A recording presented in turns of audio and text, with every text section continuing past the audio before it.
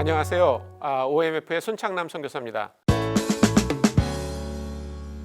어떤 문화에서는 문을 두드린다고 하는 그 단어가 우리처럼 남의 집에 가서 노크를 할 때 내가 왔다는 것을 알리는 게 아니라 도둑놈이 그 집에 사람이 있는가를 확인하기 위해서 두들기는 그런 의미로 전달될 때가 있습니다. 그럴 때 만약에 내가 문 밖에 서서 두드리노니 누구든지 내 음성을 듣고 문을 열면 내가 그에게 들어가 그로 더불어 먹고 그런 나로 더불어 먹으리라 라고 하는 그 말씀을 그렇게 번역하면 아주 이상한 번역이 된다는 거죠.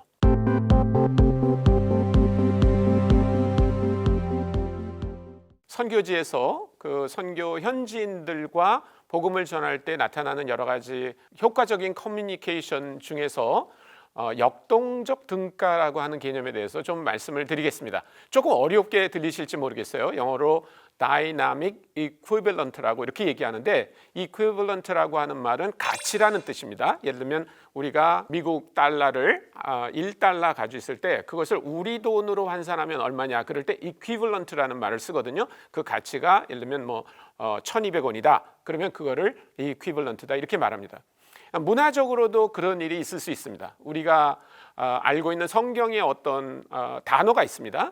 이 단어가 그 나라에서 동일한 가치로 여겨지는가 다를 때가 있습니다. 그렇기 때문에 어떤 단어를 다른 문화에 갔을 때는 우리가 생각할 때는 그 단어가 아닌 것 같은데 라고 생각하지만 오히려 그 사람들이 우리가 해석할 수 있는 의미와 더 가깝게 해석할 수 있는 다른 단어를 사용할 수 있다.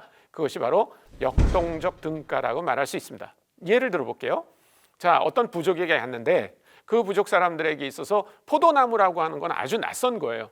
그러면 만약에 우리가 요한복음에 나오는 것처럼 예수님이 나는 포도나무여 너희는 가지니 너희가 내 안에 있으면 너희가 많은 열매를 맺을 것이다 라고 말하는 것보다 그 동네 가보니까 포도나무는 없지만 커피나무가 많아요. 그러면 나는 커피나무고 너희는 가지니 너희가 내 안에 있으면 커피를 많이 열 것이다 라고 설명하는 것이 훨씬 그 사람들에게 이런 의미구나 라고 전달이 될 수 있다는 것입니다.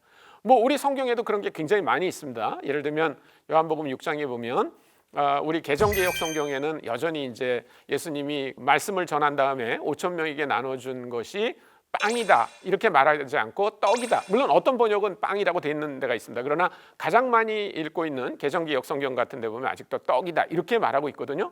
그러나 2000년 전에 팔레스타인의 지역에서는 떡이라고 하는 것은 존재하지 않았죠. 거기는 논도 없고 쌀이라고 하는 것이 없으니까. 그러니까 아마 예수님이 나눠주신 것은 분명히 밀가루나 보리가루를 갈아서 누룩을 넣고 그것을 화덕에다 구운 우리가 아는 빵일 겁니다. 그런 것처럼 굉장히 많은 경우에 우리는 우리가 있는 단어를 곧이곧대로 번역하는 것이 아니라 오히려 그 사람들이 잘 이해하고 있는 단어나 표현으로 바꿔줌으로 말미암아 그 사람들이 훨씬 더 이해할 수 있도록 도와주는 것, 그것이 역동적 등가다 이렇게 말할 수 있습니다. 이런 것들은 우리 성경에도 여러 개 나와 있는데요.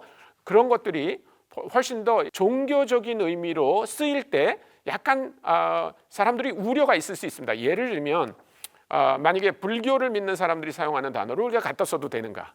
아니면 이슬람 교도들이 사용하는 단어를 우리가 갖다 쓰고 있는가? 그런데 실제로는 그런 단어들이 굉장히 많이 있습니다. 예를 들면 기도라든지 제사라든지 이런 단어들은 우리가 그 다른 종교에서 사용하고 있는 단어들을 갖다 써야지, 만약에 그렇지 않은 단어를 새롭게 만들어 버린다면 우리는 그거를 제대로 이해하지 못하거나 아니면 다른 의미로 파악할 수 있다는 것입니다. 다음 시간에 또 조금 더 다른 측면에서 이런 종교적 의미에서 다른 종교가 사용하고 있는 단어를 우리가 어떻게 갖다 쓸 수 있는가에 대한 이야기를 나누도록 하겠습니다. 감사합니다.